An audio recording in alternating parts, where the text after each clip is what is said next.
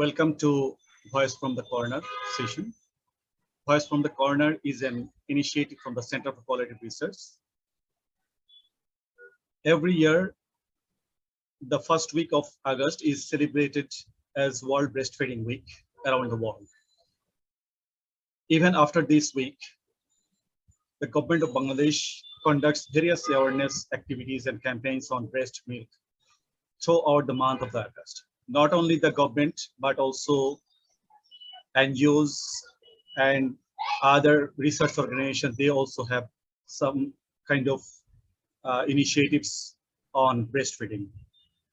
Today, our special guest, Dr. Rukhsana Haider, MBBS, MSc, PhD, is a physician, a public health nutritionist, and a lactation consultant. Her master's PhD were both from the London School of Hygiene and Tropical Medicine. She is the founder and chairperson of the Training and Assistance for Health and Nutrition Foundation, which is named as TAHN. Many of us know this name in Bangladesh.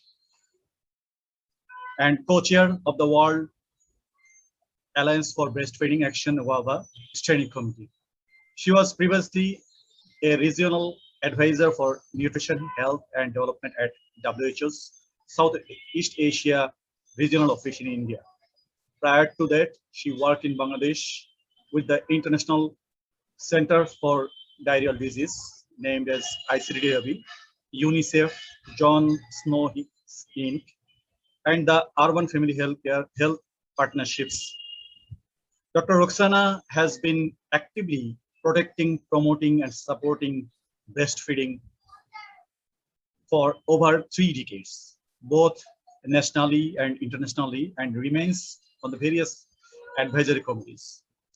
She is a researcher and implementer with skilled breastfeeding and peer counseling for infant and young child feeding, and nutrition being her special areas of interest. Welcome to Rukhsana. How are you? Papa? Thank you, Mahbub. Thank you. Thank you very much for having me on this forum. It's wonderful to be with you. We are also thankful to you that you agreed to join our session. In the beginning, I want to start with your journey, your professional journey, career journey. Please tell us in a brief how you dedicated and motivated yourselves to work on breastfeeding. Well, it's a long story, Mahbub. It's a very long story. It actually started with the birth of my children. For my son, the first time, I won't name the hospital. I gave birth over there. It was normal delivery after prolonged labor. But the nurses, this was in the late 1970s, so the nurses there would not let me have the baby with me in bed. They used to have nurseries those days. It wasn't baby friendly then. So they took the baby away as soon as he was born. They showed me and they took him away. And then I said, where is he? I want him with me in my room. And they said, no, you cannot. The baby has to stay in the nursery. We will bring him to you when you want to feed. Okay. And I, very interestingly, I had worked in this hospital previously. So the nurses knew me. Despite that, they said, no, doctor, we will not do this. We cannot do it. Baby has to stay in the nursery. I was so upset. I said, you can't do that to me. You know me, let me have the baby. If there's a problem, I'll call you. But they were very difficult. So in the end, I argued with them and fought with them literally and managed to get him to stay with me in my room. And they put a cot, but they were very unhappy with me. They were so unhappy that when I was being discharged, we give mishti, we give sweets to the nurses. So they refused to accept the sweets. It was that bad. They were so upset with me. So that was the first time. And of course, it was an instinct. It was an immediate instinct. I didn't know much about breastfeeding because those days when we were medical students, nothing much had been taught. Very little was told about breastfeeding. It was mostly about artificial milk, feeding and the difference between cow's milk, goat's milk, and human milk. That's what I remember from my medical student days from pediatrics. So then the next time I said, no, I'm not going to go into a hospital when I was pregnant with my daughter. I'm going to deliver in a clinic. So there was a clinic that I was working at, and there the midwife was British. You know, the doctor's wife was a British midwife. So she said, don't worry, we'll take care of you over here. And they were so very supportive of breastfeeding. So I stayed there. But right after birth, what happened was baby was normally delivered, but they weren't bringing the baby to me. So I got very worried. I said, what's happened? And they won't say anything. And their looks were, you know, the doctor, it was Dr. Saman, and he looked very worried. I said, what's wrong? Is there something wrong with her? No, we just want to watch for a little while. And I said, no, there is something wrong. Please tell me. And then he said, no, she looks cyanosed. So I'm waiting for a pediatric cardiologist to come and have a look. I said, okay, of course I got scared, but I said, please bring her to me. So they brought her to me, and I said, I held her. And then I said, okay, let me put her to my breast. And when I did, slowly the cyanosis went away. It just disappeared. And the baby started feeding. Okay. So this was like magic, you know. Magic. This was like magic. It really had to be seen to be believed. So I was so convinced of the power of, you know, holding the baby right after birth and breastfeeding that somehow it just went into me. But after that, you know, since I was working at ICDRB that time at the hospital, the other thing that was happening was I was seeing more and more young infants were getting admitted to the hospital with diarrhea just because they had very poor breastfeeding practices. They were all on mixed feeding, you know, giving something else, powder milk, as well as breast. Okay. So I said, this is ridiculous. Small babies, status of the mothers who come to ICDRB hospital is not middle class or rich. They're poor people. So I said, no, I have to do something about it. And then the campaign for protection promotion of breastfeeding had started. It was led by Professor Talukdar, UNICEF, WHO, a lot of concerned individuals and NGOs, and I joined that. And then, so I was a very active person in that campaign. So the third. Okay.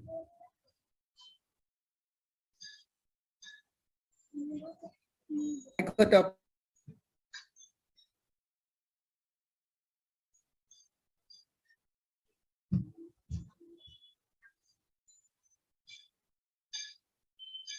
And she's written the book on politics of breastfeeding.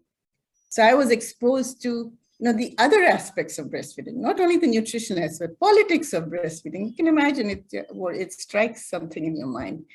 And she explained how the companies manipulate, what happens, all the marketing.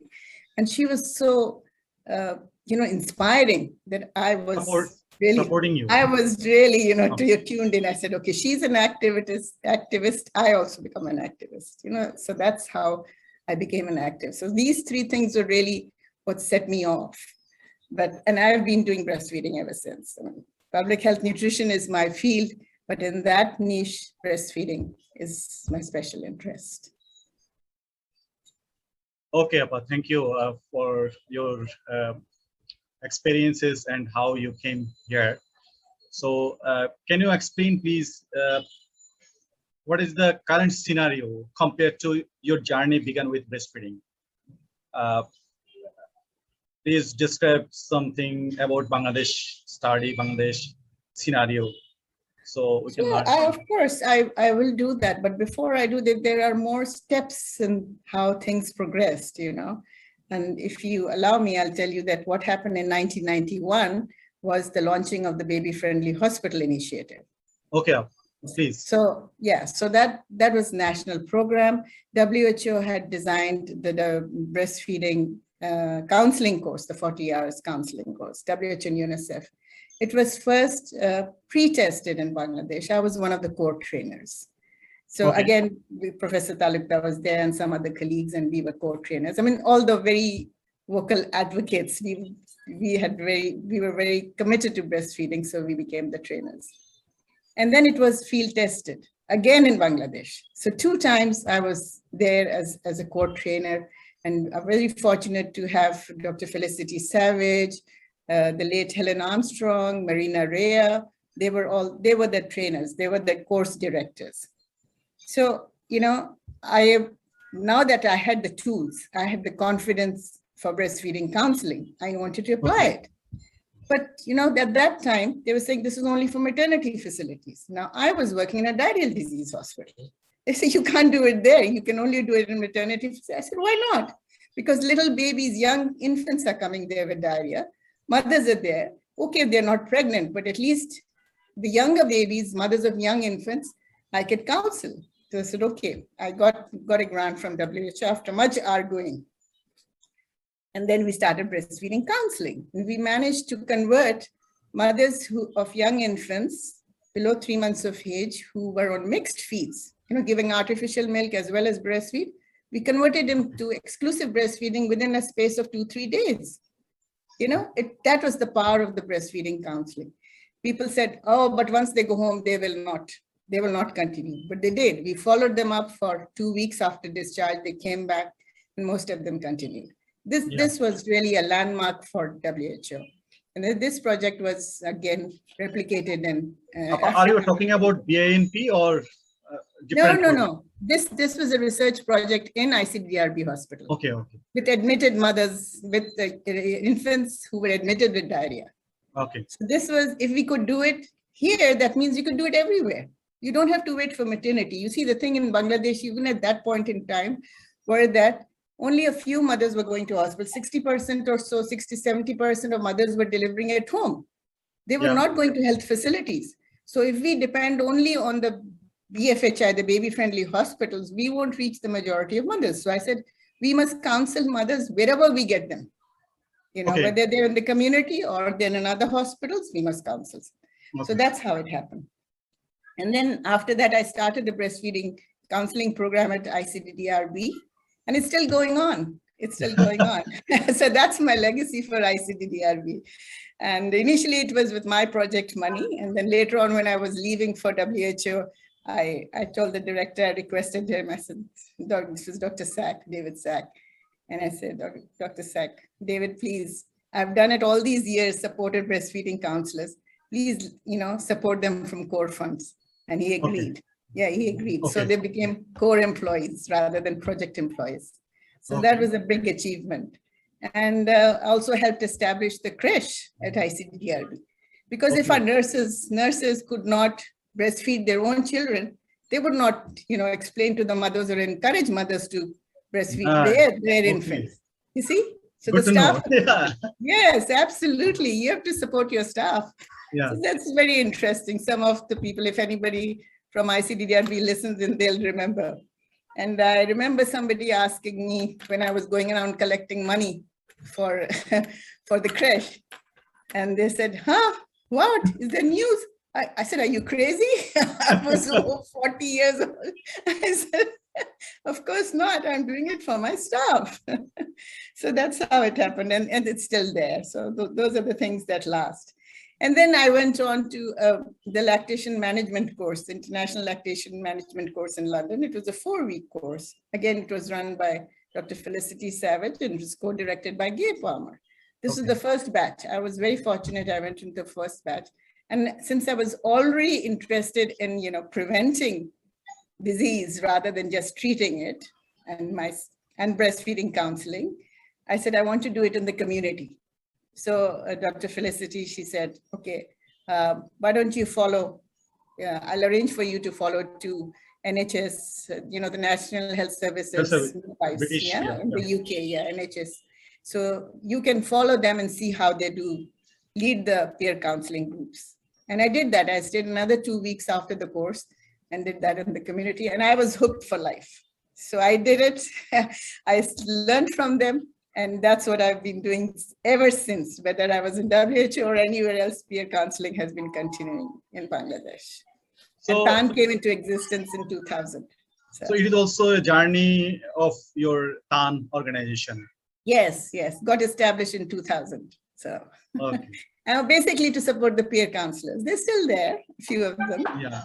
but that's the process that's going on. So what about the current scenario?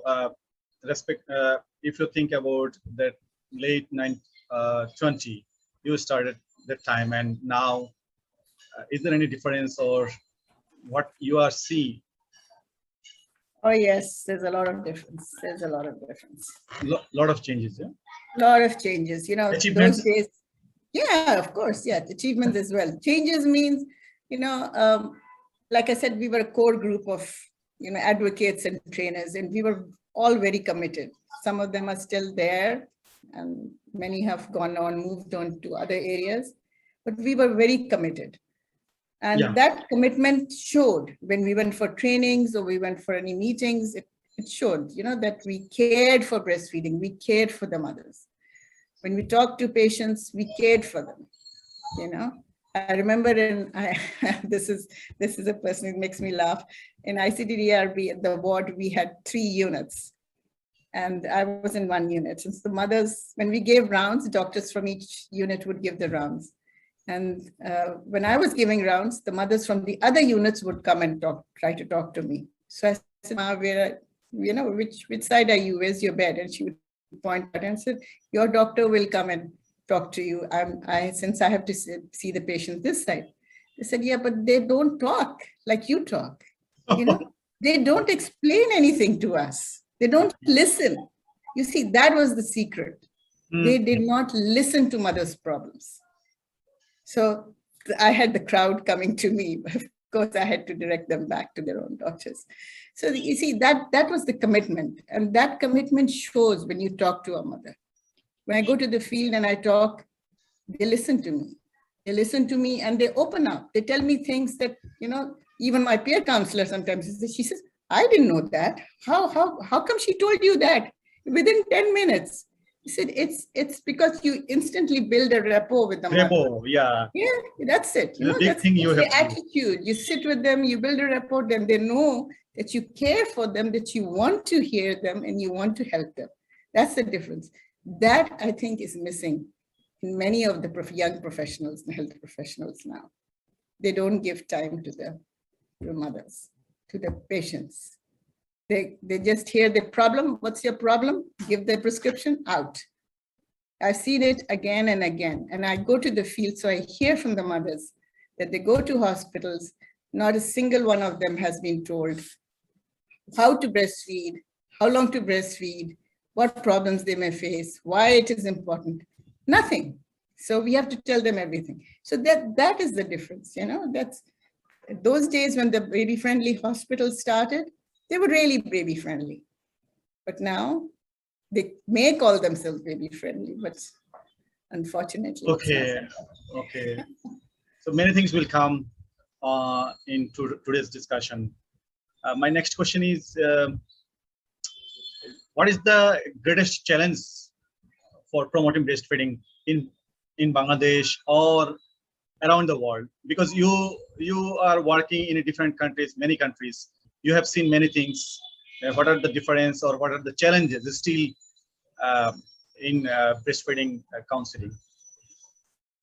Oh, well, breastfeeding is an old topic. It's an age old. I know that. Yeah, it's nothing new. It's nothing new. Yeah. And the mothers have been nursing their infants for centuries. It's only when the war started, the First World War, Second World War, when women start going to work, that they needed something to feed the babies, and the milk companies came up. But the importance of breastfeeding does not decrease. It is still there. It is still as important now as it was then, because the benefits are huge. And in this session, I will not explain about benefits, but there is no, like I say the word, people say breast milk substitute. And I say that's a misnomer, because there can be no substitute for breast milk. Okay. Yeah, there can be no substitute. There can be an alternative, but it's not a substitute because it cannot replace breast milk. So that's how these things, took a turn. And the infant feeding, the baby milk industry took this advantage And they are the greatest challenge. They are the Okay. greatest challenge. Okay, then it is also a challenge for, we know that BMS code. So you are talking about BMA, an alternative, not substitute. Yes, that's true. I said it in a meeting the other day, a code meeting with IPHN. I said, no, I think it's a misnomer because people think there's a substitute. You know, we just give them that thing. Okay. So it's not a substitute. And the industry is so very aggressive. That is the biggest challenge. They have the money and they have the expertise. They know how to market. We are generally health professionals. We've not been taught. We're not marketing people. We never learned how to market. So we don't know how to do this. There is no way we can compare to their skills because that's their focus. They have to market because they have to make money. It's profit. Whereas for us, we are not talking about profit. We're talking about humanitarian needs. It's good. It's good. You know, we say, नेक माने भालो काज करছেন, you know, भालो काज করবেন, আল্লাহ আপনাকেই দিবে, সব দিবে. So those sort of things are what have created the problem for us. The baby milk industry all over the world, not only in Bangladesh. And now it is digital marketing. Okay. So we have the law, but now it's digital marketing. It comes in the cable, it comes in social media. You know, we recently did it's a research project. It's a WHO research project. And there was a qualitative component there. Oh, of course, Shaila was there. Shaila was your wife was there in that one. So she knows very well. I mean, we were surprised at the amount of ads that were coming in through social media and women were watching it. Women were watching, and of course, many were being influenced. So they're going through that. And our law, the BMS code is now a law. They have nothing to stop that. That's how they're reaching the mothers. They are doing their jobs. You are doing their jobs. Maybe. Yeah, absolutely. But their job harms our infants and young children. You see? Yeah. It is damaging. It is damaging. You know, the milk companies don't write, like, you know, smoking. Give you the example of tobacco smoking. What is it? What's written on the back? That smoking is injurious to health. Yeah. Right? Well, people will still smoke, those who want to smoke, but the prevalence of smoking has come down greatly because of all the, you know, promotion and all this explanations that it's damaging. So why don't we have that? Why don't we have that on the tins? That artificial feeding is injurious to health. So is there any country has this kind of laws that can stop the powder milk or something like that you are talking about? Is there any example you have? I don't know whether you can. I don't think you can stop. This it's not about stopping. It's about marketing. Okay. You see, we don't say that you shouldn't sell powder milk. It's okay. Powder milk, infant formula, whatever it is, you can sell it. But then it has to be, they have certain marketing rules have to be followed. Okay. They cannot market, they cannot promote to the public. They cannot promote to the pregnant and lactating mothers. It should not be direct promotion. And this should be prescribed. You know, it's only in the next question, I'm sure you'll ask me, so when do mothers need to give artificial milk, right? Yeah, yeah. There are exceptions. Yeah. I know that everyone asks. But of course. I want to know. Yeah. Who should have powder milk and who should not? No. The majority do not need. The majority can breastfeed successfully, provided they are helped. You see, that's the thing. It's not only knowing that I know about it. I know breast is best. I know breastfeeding is best, but I can't do it. Why? So they need to be helped. They need to be guided. They need to be shown how to do it. So the majority will be able to do it. There'll be very few exceptions. You know, there are metabolic disorders like galactosemia, and if a mother is on chemotherapy, you know, or if the mother is separated from the baby for many days. Shorter days, it's not a problem. Shorter hours, it's not a problem. She can express her milk, store it, and somebody else can feed it. We've done that. We've done that very successfully. But somebody needs to help those mothers, to show them, to demonstrate them, to counsel them, build up their confidence. You know, mothers, and the commonest reason mothers give artificial milk or cow's milk is because they think they don't have enough milk. That is the commonest reason. Not because they're sick, not because they're working. All women are not working. It's because they think they don't have enough milk. And because it's become a culture of mixed feeding. Unfortunately, Bangladesh used to be a traditionally breastfeeding country. Everybody Yeah. breastfed, you know. So now, what do you see? You see everybody breastfeeds, but they also give other milk. They give bottled feeds. And it's by bottle. And that creates the problem of diarrhea, respiratory infections, other problems which go on through life, not only for the child, later on when they become adult as well. I'm sure you have seen it. You go to Yeah. For what many have you years, seen? we are working on this, and we have seen that this is happening. Even mother, even if I think about my family or other members, friends and family, sometimes they think that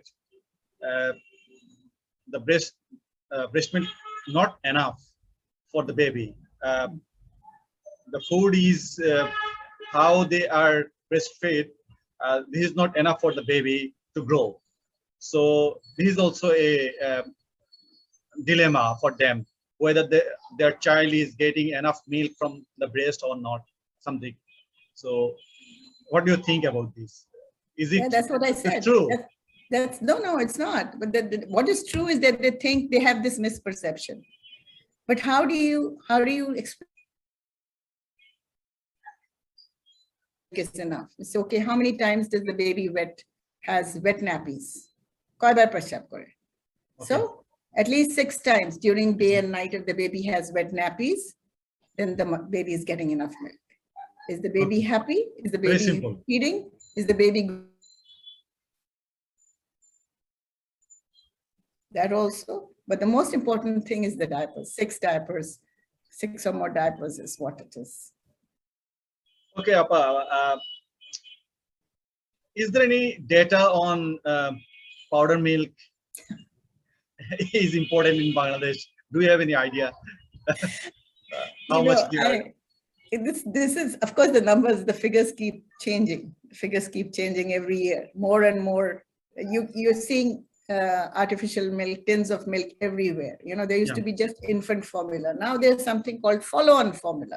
So they continue after baby is 1 year old, which is not needed because then they can have full cream milk. But the companies want to make profits, so they have this other follow-on formula. How much is being imported? Officially, it's very difficult you have to get, it'll be very difficult to get those figures. But I thought I should ask my husband, give him some homework. I said, I don't have time to Google all this. Maybe you have some contacts. So what he did, oh yes, we remember that guy who worked with me, and we call him Dudwala. Because he worked Dudwala, because he worked in a milk distribution. Okay. Yeah. So he's not there anymore, but he rang him up immediately and he said, your Bhabhi wants to know something, And he said, okay, Bhabhi, I'll do it. And he came up with a figure. The figure has shocked me. And it'll shock me. Just it's from my experience. When I go to the field in the rural place, I also see that in in the village market, you will see that powder milk is available there as well. Even in the very remote area, I have seen this, that on the shop, not only the medicine shop, but also the other shops, the milk is available. So I just wondered how they also getting this powder milk and who are really buying this product. This is also but that's just it. It wasn't there. Like 20 years ago, we never saw it in the villages. We didn't see it in the villages. Now we see everywhere, in the villages, in the slums, everywhere. There is powder milk easily available. You know how much is coming in? This is what our friend told us. 900 tons of infant formula and follow on. Just these two, not full cream milk. Not what you have with your tea. No. It's for the babies. 900 tons every month, costing every month 130 crores. Can you believe Huge it? business. Even now when I tell you, I feel dizzy. I could not believe it. I said, our country is willing to spend so much on importing milk for babies when they hesitate, when there is so much hesitation in funding programs and interventions that will teach mothers how to breastfeed, how to produce the best milk for their baby. If mothers can produce the milk, why should we spend this money on importing? Who's benefiting? Our babies are not. I mean, this is the question. I feel dizzy. But on the other hand, this is a good initiative by the government as well, that till 6 months mother can take leave to breastfeed her child. The Prime Minister Sheikh Hasina is introduced this, and this is a very Sure. welcoming situation, I think. Sure, it is. It is. We're very proud of that. We're very proud that we managed to. I mean, I worked for that also, for the maternity leave. So we were thrilled when we got it through. But that only applies to government servants. You see, it does not apply for women who are in the private sector. It does not apply to women who are in the informal sector. And that's where the majority of our women are working. So how many? There's only a small fraction is benefiting. So that's what we want now. We want this maternity leave to apply to everyone. But it's not only maternity leave, women are staying at home. They are housewives. They are homemakers, what we call them homemakers now, not housewives. They stay at home and they're still adding other milk. Why? So it's not only the work. It's not only work. And then the work, I can tell you, I can quote from you. We did a project. It's work with the factory workers, and we compared them with the unemployed, neighbors who were also pregnant and lactating. And the initiation rates, I tell you, the initiation rates were, I've got it written over there. I don't want to make a mistake in saying it. Was 89% in the employed and 91% in the unemployed. Okay, 89, no difference. Okay, and exclusive breastfeeding at 6 months, at completion of 6 months, they completely exclusively breastfed, not 0 to 6, at 6 months, was 86% in the employed, in the factory workers, and 95% in the housewives. 86%. These were factory workers, women who work long hours in the factories. Yeah. If they could exclusively, this is higher than the national average. Our national average is 0 to 6 months is 65% now. So how did they do it? This is published in the Journal of Human Lactation in 2020. Virginia Thorley was my co-author. It was. I can share that with you later on. Okay, thank you. This one also has the qualitative aspects. Okay. So that will interest you. The quotes from there. I put in some quotes because I did an anthropology module during my master's, and that's how I got interested in qualitative. Yes, absolutely. There's some science behind this. And that's how, so breastfeeding is behavioral, it's behavior. And it's so many times a day and night. It's not like a one-time vitamin A capsule or a one vaccine or something that you give it. It has to be practiced day and night. So behavior, the attitude, it's very important. And so the mothers, why they couldn't do, what were their challenges? We did ask them. There wasn't much we could do. We didn't have very much time, but the challenges they explained. But it's the peer counselors, they could talk to them, counsel them. And it's not only the factory workers, it's the whole family. Because when the mother goes to work, when she's going to the factory, who's looking after the baby? It's the grandmother, or the aunt, or the older sister, or the neighbor. Somebody looks after, takes care, that's the caretaker. And that person also has to be convinced, because we said no bottle feeding. Everybody fed with, the small medicine cup when you give syrups to your children. There's a little cup which comes with it. That cup was used for feeding the milk. The milk was expressed by the mother during the day before she left for work.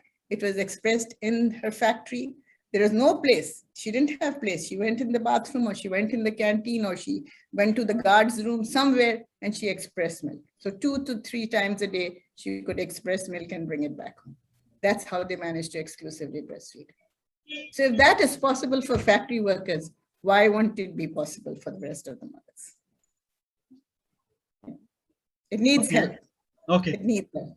My next question is actually on research. What are the gaps you see in the research on breastfeeding? And then how qualitative research can help to understand the scenario better? Yeah, a lot of research has, initially there was a lot of research which was quantitative, but nowadays we see, it's very good to see that most research nowadays is going for mixed methods. So they have the quantitative component as well as the qualitative component. So that is good. But then on the other hand, some people just want to publish, and what they do is they use the BDHS data set and reanalyze it and publish papers. Now that's really not much use because it doesn't help. It doesn't give any new information. The information we need is already there.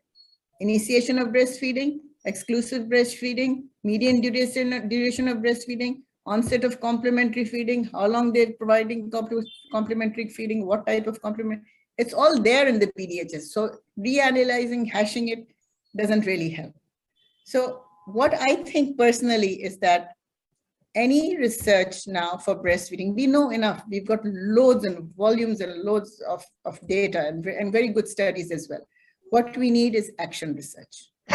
Yeah? Apart from the pure biological research, the biological studies on human lactation, apart from that, we really need action research to see what is the situation, what are the problems, how do we solve them, apply them.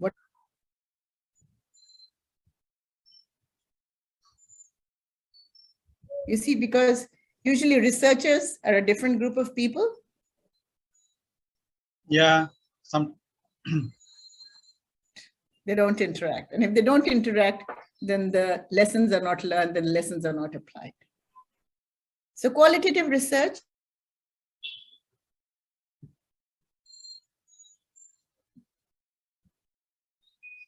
Quantitative research. Sorry, Appa, sometimes it is breaking the, it's freezing, Sometimes. Freezing at times, but it comes back. Okay, so can you explain qualitative research, how, as we are the qualitative research, Center for Qualitative Research is working, though we are also working mixed method research, but I want to know, especially our team want to know more about the qualitative research, how qualitative research can help to change the scenario. Of course, qualitative research is what is really needed. You see, like I was wanting to say that if somebody goes with quantitative research, with a survey questionnaire, they'll ask questions, they'll get the answers, they'll tick the answers, they'll come back.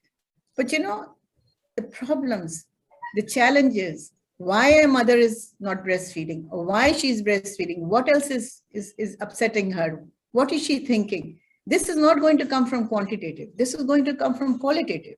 So if you want her to continue exclusive breastfeeding, or even later on for complementary feeding, if you want her to feed the proper way, appropriate complementary feeding, then she has to be shown how to do it. She has to be shown, she has to be provided practical help to do it. So we have to increase the confidence of the mother. She's not going to say she has a problem. Sometimes we've gone to houses and the mother looks very distracted. She doesn't even want to answer questions. So what's the problem? She say, Ma, you're not well? Oh, I'm well. So you're busy? Yeah, I'm busy. Okay, you go on. What you want to cook? Please go on cooking. We can sit and listen. And then we say, please, so we go there. If she doesn't want to talk that day, go again another day. You don't force her. And then slowly when you see that, when she sees that we go again and again, and she opens up. And what's the problem? The problem, maybe her husband has left her. Maybe he's gone and married again.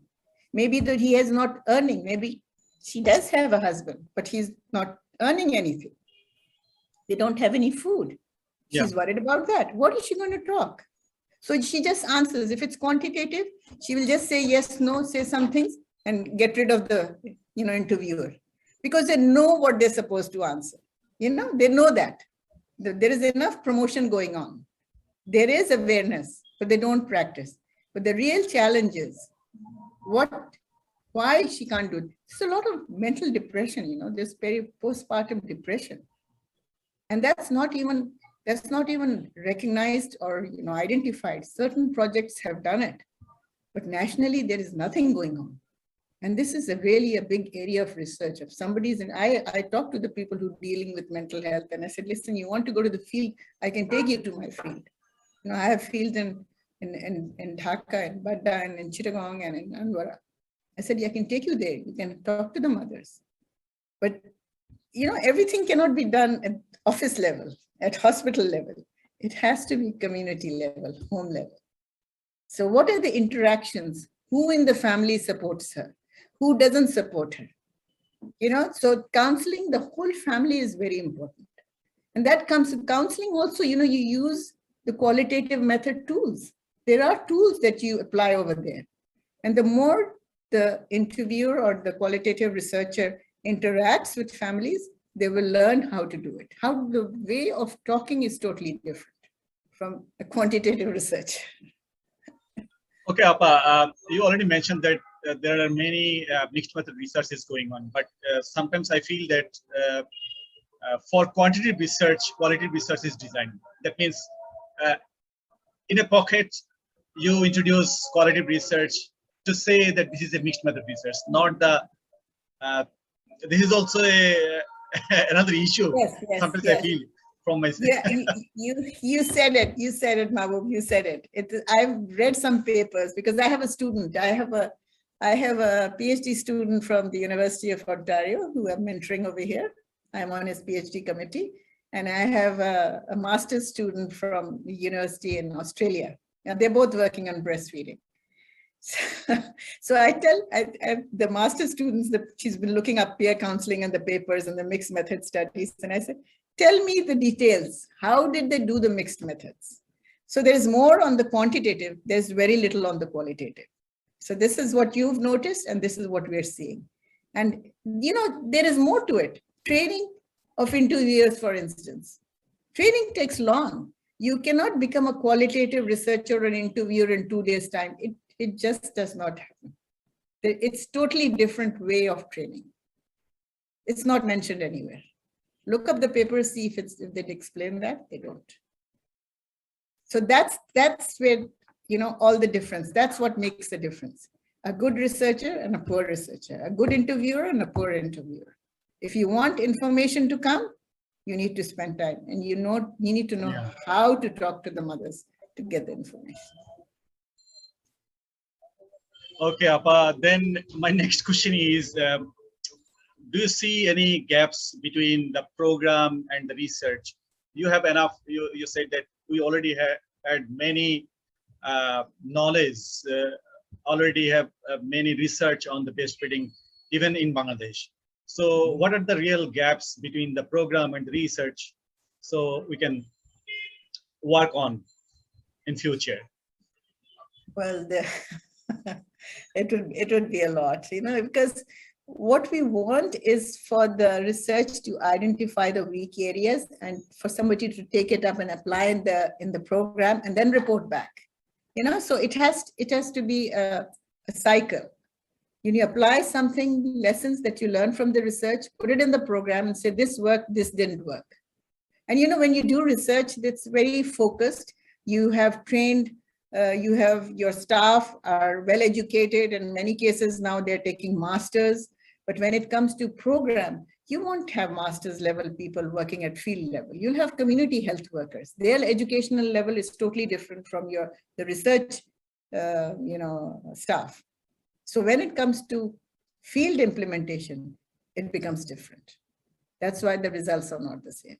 So the gap, that's the gap, that what I was saying, that should be action research. Yeah. Programmers, we should always have program people also working in the research.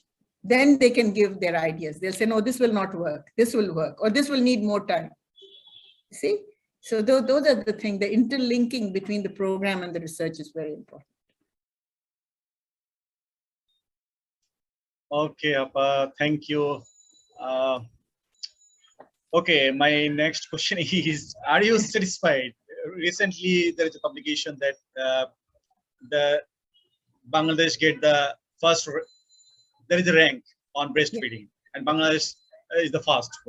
So, are you satisfied with this result? It's very encouraging. Of course, we feel very proud that we got this rank, but the rank is for what? It's for policies and programs. Okay. You see, there are different aspects in the World Breastfeeding Trends Initiative. There are different aspects. So the aspect for policies and programs, Bangladesh has very good policies and programs. On paper, everything is very good. So we have that. But it's the practice level that we want to see. You know, we are field workers. We go out in the field. We want to see everything implemented in the field. So the practice levels are not yet up to the mark. They need to be improved, and they can be. We are very, very fortunate that our Honorable Prime Minister Sheikh Hasina has been so supportive of breastfeeding right from the start. She's been supportive, so the Ministry of Health and Family Welfare is also very supportive. Nobody says no to anything about breastfeeding. So we are very lucky that way, but it has to go into the field. There has to be more monitoring, supervision, and of course, more funding. We do need more funding for this. So we have to keep it up. To keep it up, to improve, we need to do much more. But we also know that the government staff, the number of government staff is not enough to implement all the things in Bangladesh. There is a real scenario that no, we don't expect the government how you can disseminate all the things. Bangladesh is very lucky that has so many NGOs working. Is one of the countries with the maximum number of NGOs, international NGOs as well as national NGOs. Everybody works in hand with the government. Nobody wants work separately. So we are there. I mean, NGOs are there to work with the government. Nobody's saying government has to work alone. It can be done. It can be done. But the thing is, there has to be leadership. There has to be supervision. There has to be monitoring. People have to be responsible and answerable for what they do. You know? That's the thing. If they're not monitored, if they're not answerable for what they're doing on breastfeeding, then they will never take it seriously. That's the secret. Is there any gaps in coordination? What do you think? I'm just. There are. There are. There are. Okay. Those who are out in the field know that. Okay. Things have improved. Yes, they have. But we are a huge population, you know. Yeah. Our numbers are huge. But we have a great advantage. I worked in India, so I always used to say that, oh my God, once I was there, I said, my God, we are so lucky in Bangladesh. At least we have one language, one script. We produce any materials, it's all in Bangla. In India, they have hundreds of scripts, leave alone languages. So they have to make multiple, any educational materials they have to translate and they have to produce. It's so much more expensive. For us, it is not. Dialect may be slightly different, like in Chittagong, on Sylhet, and the dialects are slightly different, but everybody understands. And nowadays, children go to school. So if somebody, I remember when I went to Chittagong first, and I couldn't understand the dialect, and there was always a school-going kid who would come and interpret my Bangla to the ones who were speaking Chittagonian. So it's like that. Can be done. Appa, this year, the tagline, how you describe, what is the meaning of this year's tagline for Breastfeeding Week? Well, it's actually quite simple. It says, protect breastfeeding, a shared responsibility. But what I feel is that it's not only the protection, it's also the support. That's why in today's session, I said, protect and support breastfeeding, Okay. So without the support, just the protection, it's not enough. So the objectives, I think, are very clear, and they're best described by 4 aspects. One is that you should inform the public about the importance of breastfeeding. And nowadays, during the COVID pandemic, it is even more important for women to continue to breastfeed. It is much more important. You need to anchor breastfeeding support as a vital public health responsibility. It's in public health. You need to engage with individuals and organizations for greater impact. And you need to galvanize action on promoting breastfeeding to improve public health. These are the 4 pillars that have been advocated in the WABA, World Breastfeeding Week. And this year, What we say, as like you mentioned in the beginning, that we go beyond the week, we go towards the whole month, and now it's the whole year, because all these things you can't do in 1 week. You really can't do. You galvanize action, you anchor, you support, you advocate. It's all through the year. It's not only in 1 week. So it has to, it just has to continue. So I would encourage people to go to the WABA website and look at the action folder. Yeah, the WABA, the World Alliance for Breastfeeding Action website. It has the action folder, and the action folder gives what are the roles and responsibilities for governments, for the nationals, for the locals, for the community people. It's all there in different steps. It's very easy and for people to follow. And it takes a lot of effort, but it's really worth it. So what they are promoting are those maintaining the country's scenario. Every country has their own way to work, or the cultural factor is there. So the plan of action that you are mentioning, that how to do all the things, you can understand from the WABA website. So those can be applicable to Bangladesh as well. Yeah, it's a guiding. It's just a guidance. It's a generic guidance. Okay. And then, of course, you adapt it to your country context and do whatever you can do under the circumstances. Everything is applicable. And then, apart from that, there are also other, guidelines which have come. There is the Global Breastfeeding Collective now, which is led by WHO, UNICEF, and many organizations are there. WABA is also there. I'm also part of it, and that has, brought out a call to action, which is for governments. Okay. There's a call to action. So that is, again, generic. It's something that is needed to promote breastfeeding. Okay. Yeah. So if you let me, I will read from there, because I think there are 7 asks. There are 7 asks which are there. Okay. I don't want to miss any of them. Of course, funding is number 1. It's on the top of the list. You have to increase funding to support breastfeeding programs. Okay. Yeah, it's not enough. Then you have to adopt and monitor the code and the World Health Assembly resolutions that have come up. The violations should be punished. And when they're punished, the public should be informed that these violations took place. They have been taken to court. This is very often it happens. It takes a long time, this taking to court, I know that. But when it's done, it should come out in the media. People should know that those who have done wrong are punished. See? Then we should have paid family leave. We have only maternity leave. We don't have paternal leave. We should have family leave and workplace facilities to support breastfeeding, both for those in the formal sector and the informal sector. Like I mentioned, that majority of women are still in the informal sector. So we should have that. Yeah. So it's the same. Mothers are the same everywhere. The babies are the same everywhere. The rights are the same, right? Yeah. Then we need to implement the 10 steps for successful breastfeeding in maternity hospitals, what was previously called the baby-friendly hospital initiative. So we need to revitalize that, train them properly, and now the focus is on competencies. They should be competent, and there's a list of competencies that they must go through, the health staff, to be able to actually counsel the mothers. Then we need to improve the access to skilled breastfeeding counseling. And this year, only last month, WHO has and UNICEF have launched a number of tools to improve skilled breastfeeding counseling. This is finally being recognized as the weak link, this whole breastfeeding promotion program. Without skilled, the main word is skilled, Okay. Yeah. Just telling somebody to breastfeed is not enough. That's what happens nowadays.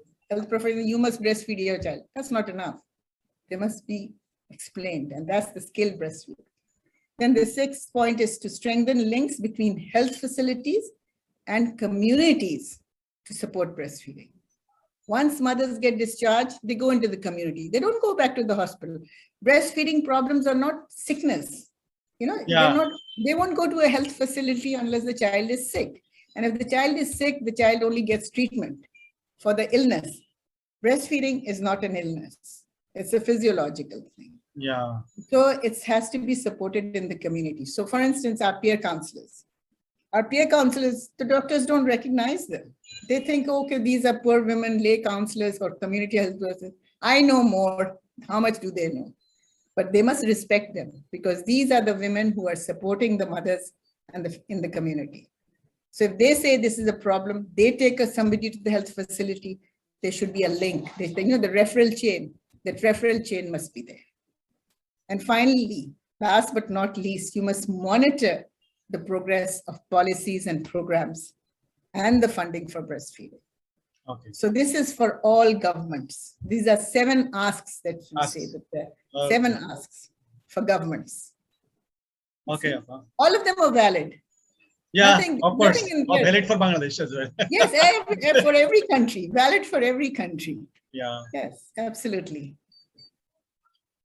Okay, Appa, we are talking already 1 hour. My last question is, what is the responsibilities of government institutions and also the population itself, not a government or the NGOs or the factory owner, but also the population itself to ensure breastfeeding for every child?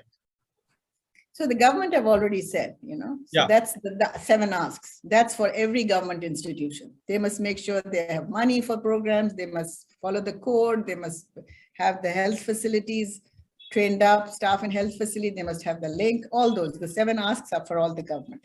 For the population, for you, me, for people like us, for public, we must support the pregnant and lactating mother.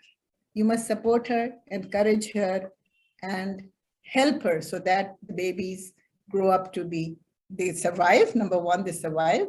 They grow up healthy and not only now and future as adults. So this is important.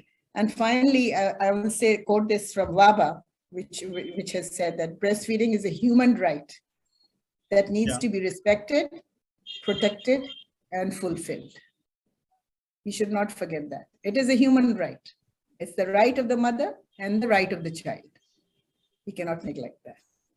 You cannot ignore that. Absolutely not. Yeah. Okay, Appa, thank you for your time. And I also say thank you to all the visitors who are already watching our program and for your time as well. And I think many issues are here in today's discussion, and we can do or take some notes how we can move forward with the breastfeeding. Though it is traditionally Bangladesh is a breastfeeding supportive country, but we need extra work to motivate people or ensuring breastfeeding through supporting mother and the parents and other way. So thank you all for your time. Hope to see you next time. Thank you, Appa, again. Thank you so much, ma'am. Thank you. Yes, it was such a pleasure to talk to you, and I must say I must congratulate you for having this forum and for opening the Center for Qualitative Research. It is something that we really need in Bangladesh, and I truly look forward to working with you on some qualitative research. Thank you again. Thank you. Thank you, Appa. Assalamu alaikum. Walaikum salam.